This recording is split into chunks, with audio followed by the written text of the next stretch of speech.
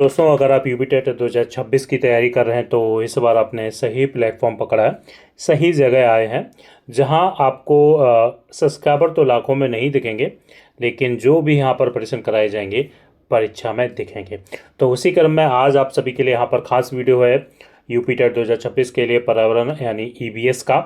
और जो प्रश्न यहाँ पर कराए जा रहे हैं वो यूपी टेट में कई बार आए हैं और इस बार इनके आने की सबसे ज़्यादा संभावना है। तो पहला प्रश्न यहाँ पर देखेंगे और पहला प्रश्न शुरू करने से पहले ध्यान रखिएगा कि आप सभी ने हजारों बार तैयारी की होगी यूपी टेट की, लेकिन आपको क्या मिला ऐसे प्लेटफॉर्म से, तो आप सभी खुद यहाँ पर कमेंट बॉक्स में ज़रूर बताइएगा। और अब आप इस प्लेटफॉर्म पर तैयारी करेंगे, जब परीक्षा देकर आए तो ज़रूर बताइएगा कि इस प्लेटफॉर्म से आपको क्या मिला। तो चलिए, यहाँ पर पहला प्रश्न है, भारत में पंचायती राज व्यवस्था किस संशोधन से लागू हुई। देखिए, यहाँ पर जो पंचायती राज व्यवस्था की यहाँ पर बात की जा रही है, तो ऐसा कौन सा संशोधन किया गया था, वो किया गया था 73वां संशोधन किया गया था पंचायती राज व्यवस्था को लेकर, ठीक है ना।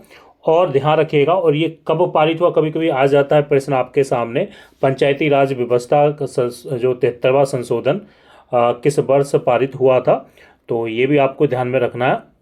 और पारित हुआ था 1992 में, ये भी ध्यान में रखना, 1992 में पारित हुआ था। और ये भी, और एक और प्रश्न यहाँ से बन जाता है कि कब लागू हुआ था, वो लागू हुआ था 1993 में। देखिए, यहाँ से लगभग 3 प्रश्न बन जाते हैं।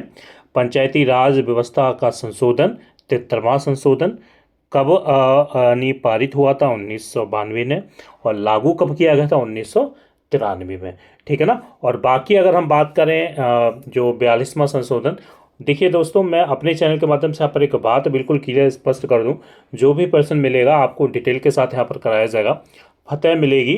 भले ही यहाँ पर मिलियन लाखों में सब्सक्राइबर नहीं है, लेकिन कंटेंट ऐसा मिलेगा कि परीक्षा में आपको प्रश्न मिलेंगे। तो 42वां संशोधन की बात करें तो ये जो आपका लागू हुआ था 1976 में, ठीक है ना। और इसमें कई बड़े बदलाव किए थे, लेकिन पंचायती राज इससे लागू नहीं हुआ था, ये भी आपको ध्यान में रखना है। और 44वें संशोधन की अगर बात करें तो ये जो लागू हुआ था दोस्तों 1978 में, जो आपातकाल से संबंधित रखता है। और 86वां जो संशोधन की अगर बात करें तो ये था 6 से 14 वर्ष के बच्चों के लिए शिक्षा का मौलिक अधिकार, यानी 86वां संशोधन के तहत यहाँ पर बनाया गया था। लेकिन जो राइट आंसर आपका बी यहाँ पर हो जाएगा। चलिए, अगला प्रश्न यहाँ पर देख लेते हैं। और आप सभी हमारे चैनल के टेलीग्राम ग्रुप को जरूर ज्वाइन कर लीजिएगा, क्योंकि यूपी टेट के एग्ज़ाम से पहले जो भी यहाँ पर दिया जाए 1 महीने पहले वो जरूर पढ़ लीजिएगा, यूपी टेट आपका क्वालिफाई हो जाए। ग्रुप आप सभी के लिए। अब वो लिंक कहाँ मिलेगा आपको, वीडियो यानी कहा जाए कमेंट बॉक्स सेशन में मैं आपको छोड़ दूंगा, वहाँ पर पिन कर दूंगा। कमेंट बॉक्स सेशन में जाकर चैनल के टेलीग्राम ग्रुप को जरूर ज्वाइन कर दीजिएगा। चलिए, अगला प्रश्न है आपके सामने स्क्रीन पर, विटामिन डी से यहाँ पर आया है। और यहाँ पर पूछा जा रहा है, विटामिन डी की कमी से कौन सा रोग होता है। तो भैया, हम सभी जानते हैं विटामिन डी की कमी से हमें कौन सा रोग होता है, रिकेट्स। जो आपने देखा होगा बच्चों के जो कहीं ना कहीं हड्डियों में कमी आ जाती, तिरछापन आ जाता है, पैर पैर टेढ़े हो जाते हैं रिकेट्स की वजह से। और जो विटामिन डी आप सभी जानते हैं, हड्डियाँ टेढ़ी हो जाती हैं, तो सबसे ज़्यादा विटामिन डी आपका सूर्य में यहाँ पर पाया जाता है। और स्कर्वी की बात करें तो विटामिन सी की कमी से ये आपको होता है। एनीमिया की अगर बात करें तो दोस्तों ये आयरन की कमी से होता है। क्वाइटर की बात करें तो भैया आयोडीन की कमी से यहाँ पर होता है। चलिए, अगला यहाँ पर प्रश्न देखेंगे, रेड डाटा बुक। देखिए, ये यूपी टेट के वही प्रश्न रखे गए जो पूछे जाते हैं, इनको छोड़ेंगे तो आप बहुत कुछ छोड़ेंगे, क्योंकि इस चैनल पर भले ही सब्सक्राइबर लाखों में मिलियन में ना हो, लेकिन प्रश्न आपके यूपी टेट के परीक्षा में होंगे, ये मैं दावा कर रहा हूँ। जब परीक्षा देकर आए तो आप जरूर बताइएगा, और मैं भी उसके लिए तैयार रहूँगा कि हमारे चैनल से कितने प्रश्न आपको यूपी टेट में देखने को मिले। देखिए, रेड डाटा बुक की अगर बात करें तो भैया ये जो संबंधित है, रेड से ही आप संबंधित आप जान लीजिएगा कि लुप्त जो प्रजातियों की से संबंधित होगा, तो लुप्त प्राय प्रजातियों की सूची से ये संबंधित है, ठीक है ना। चलिए, यहाँ पर अगला प्रश्न यहाँ पर देख लेते हैं। अगला प्रश्न आपके सामने है, एक मिनट रुकिए, हाँ, पूछा जा रहा है मानव शरीर का सबसे बड़ा अंग कौन सा है। देखिए मानव शरीर का सबसे बड़े अंग की अगर हम बात करें तो वो यहाँ पर ऑप्शन के हिसाब से अगर देखा जाए, लेकिन आप सभी कमेंट बॉक्स में ज़रूर बताइएगा कि क्या कौन सा है, यकृत है, फेफड़ा है, हृदय है, आप ज़रूर बताइएगा। लेकिन यहाँ पर अगर देखा जाए तो यहाँ पर त्वचा यहाँ पर माना है, और फेफड़े की बात करें तो सांस लेने में होता है, हृदय की बात करें तो रक्त को पंप करता है, यकृत की बात करें तो पाचन में है मदद करता है, लेकिन सबसे बड़ा अंग त्वचा यहाँ पर अगर देखा जाए ऑप्शन के हिसाब से। बाकी कमेंट बॉक्स में जरूर बताइएगा। चलिए अगला है जल का शुद्धतम रूप प्राकृतिक स्रोत क्या है। देखिए यूपी टेट में आया था, और शुद्धतम जो प्राकृतिक स्रोत की अगर बात करें तो भैया वर्षा ही होती है। वर्षा का पानी सबसे शुद्ध यहाँ पर माना जाता है, ठीक है ना। तो यहाँ पर अगर ऑप्शन के अगर आप चलेंगे तो यहाँ पर आपको वर्षा जल जरूर देखने को मिल जाएगा। चलिए अगला यहाँ पर प्रश्न आपके सामने स्क्रीन पर रखा गया है कि क्वेश्चन नंबर 6 है, ठीक है ना। निम्न में से कौन सा नवीकरणीय संसाधन है। नवीकरणीय संसाधन है। देखिए अगर हम यहाँ पर बात करें तो नवीकरणीय की अगर बात आ जाती है तो भैया वो सौर ऊर्जा ही हो जाएगा, ध्यान रखिएगा। कोयला समाप्त होने वाला संसाधन है, पेट्रोलियम गैर नवीकरणीय है, प्राकृतिक गैस सीमित है, लेकिन सूर्य ऊर्जा कभी खत्म नहीं होता, इसलिए इसको नवीकरणीय संसाधन के रूप में माना जाता है। चलिए अगला प्रश्न आप देख लेते हैं। मलेरिया किसके काटने से होता है, सभी जानते हैं भैया, काफ़ी आसान प्रश्न है। तो यहाँ पर मलेरिया जो होता है मादा एनाफिलीज मच्छर के द्वारा यहाँ पर फैलाया जाता है, और प्लाज्मोडियम परजीवी जो पाया जाता है मच्छर, उसमें प्लाज्मोडियम जो एक परजीवी के द्वारा ही जो फैलाया जाता है, तो आपको ध्यान में रखना। लेकिन यहाँ पर इतना ही आएगा कि कौन सा, मादा एनोफिलीज। चलिए अगला है भारत का राष्ट्रीय पशु कौन सा है। देखिए यूपी टेट में आए हुए प्रश्न है, आपको आसान जरूर लग रहे होंगे। तो भैया यहाँ पर बाघ हो जाएगा, राष्ट्रीय पशु हो जाएगा।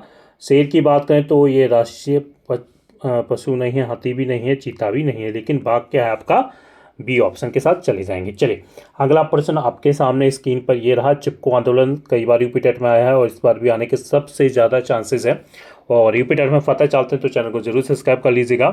बाकी जब आप परीक्षा दे के आएंगे तो कहेंगे भी कि हाँ ऐसे प्लेटफॉर्म से तैयारी की थी जहाँ पर सब्सक्राइबर तो नहीं थे तो प्रश्न थे, और बाकी आपने अभी तक मिलियन लाखों वालों ने देखे होंगे। क्या मिला जरूर दिल पे हाथ रख के कहिएगा कमेंट बॉक्स में कि हमको क्या मिला, और अभी तक यूपी टेट को लेकर। चिपको आंदोलन से अगर बात करें तो भैया ये जो आंदोलन संबंधित है वन संरक्षण के लिए, यानी सीधी शब्दों में बोला जाए पेड़ों के बचाव के लिए ये आंदोलन शुरू किया गया था। मैन करता धरता सुंदरलाल बहुगुणे थे, और ऑप्शन के हिसाब से अगर देखा जाए तो भैया यहाँ पर हम चलेंगे वन संरक्षण, वनों की रक्षा के लिए लोग पेड़ों पर यानी पेड़ों से चिपक गए थे, ठीक है ना।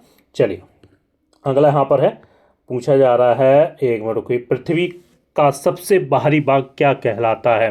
देखिए भैया पृथ्वी का सबसे बाहरी भाग हमने जो पढ़ा है क्रस्ट, और क्रस्ट को हम बोलते हैं भूपर्पटी, ठीक है ना, भूपर्पटी बोलते हैं। और मेंटल की अगर बात करें तो भैया अंदर की परत होती है, कोर की बात करें तो ये सबसे अंदर की होती है, मैग्मा की बात करें तो पिघला हुआ एक ये पदार्थ होता है, लेकिन बाहरी भाग की बात करें तो भूपर्पटी बोलते हैं, जो क्रस्ट इंग्लिश में हम बोल देते हैं। चलिए भैया अगला यहाँ पर देख लेते हैं। अगला प्रश्न आपके सामने है, पूछा जा रहा है पौधे भोजन कैसे बनाते हैं। भैया हम सभी जानते हैं काफ़ी आसान है, लेकिन ये आए हुए प्रश्न है, थोड़े से आपको लेवल अप भी मिलेंगे, थोड़े सा लेवल डाउन भी मिलेगा, लेकिन यहाँ पर जो भी कराया जाएगा पर्यावरण, हिंदी, जो भी बाल विकास आप जरूर पढ़िएगा, और जब परीक्षा दे के आएंगे तो आप खुद कहेंगे कि हाँ प्रश्न थे। तो भैया प्रकाश संश्लेषण यानी फोटोसिंथेसिस के द्वारा ही भोजन बनाते हैं पेड़ अपने लिए, ठीक है ना। चलिए निम्न में से कौन सा संक्रामक रोग है। निम्न में से कौन सा संक्रामक रोग है भैया, तो सीधी सी बात है वो क्या होता है, मधुमेह, उच्च रक्तचाप या क्षय रोग या गठिया। देखिए क्षय रोग टीबी, ठीक है ना, एक व्यक्ति से दूसरे व्यक्ति में फैलता है, ठीक है ना, ये एक भी नहीं फैलते हैं ऐसे, लेकिन क्षय रोग फैलता है, ध्यान रखिएगा, टीबी। चलिए अगला यहाँ पर देख लेते हैं। अगला प्रश्न आपके सामने स्क्रीन पर ये रहा, स्वच्छ भारत अभियान की शुरुआत कब हुई थी भैया। देखिए स्वच्छ भारत अभियान की शुरुआत हुई थी वर्ष 2014 में, 2 अक्टूबर 2014 को ये इसकी शुरुआत की गई थी स्वच्छ भारत अभियान को लेकर, ठीक है ना। चलिए अगला प्रश्न यहाँ पर है आपके सामने, ये यहाँ पर पूछा जा रहा है हाँ, ठोस अपशिष्ट प्रबंधन में 3R का अर्थ क्या है। देखिए ठोस अपशिष्ट प्रबंधन में 3R का अर्थ क्या होता है, तो भैया ये होता है रिड्यूस, रीयूज, रिसाइकिल।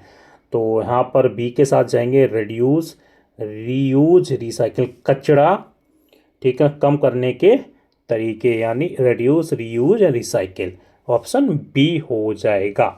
चले अगला यहाँ पर है आपके सामने प्रश्न, और आज की वीडियो का आखिरी प्रश्न है। देखिए यहाँ पर पूछा जा रहा है रक्त का लाल रंग किसके कारण होता है। भैया हम सभी जानते हैं जो रक्त का लाल रंग क्यों होता है भाई, जिसमें हीमोग्लोबिन पाया जाता है, आयरन युक्त प्रोटीन और लाल रंग देता है। तो हीमोग्लोबिन यहाँ पर राइट आंसर हो जाएगा। रक्त का लाल रंग क्यों होता है, हीमोग्लोबिन की वजह से होता है। तो यूपी टेट के यहाँ पर प्रश्न थे, और इस चैनल के माध्यम से जब आप परीक्षा देने जाएंगे, जो भी क्लासेस वीडियोस आप देखेंगे, तो ज़रूर कहेंगे कि हाँ कि भैया मिलियन में सब्सक्राइबर लाखों में नहीं थे, लेकिन प्रश्न पेपर में थे। तो जय हिंद, जय भारत।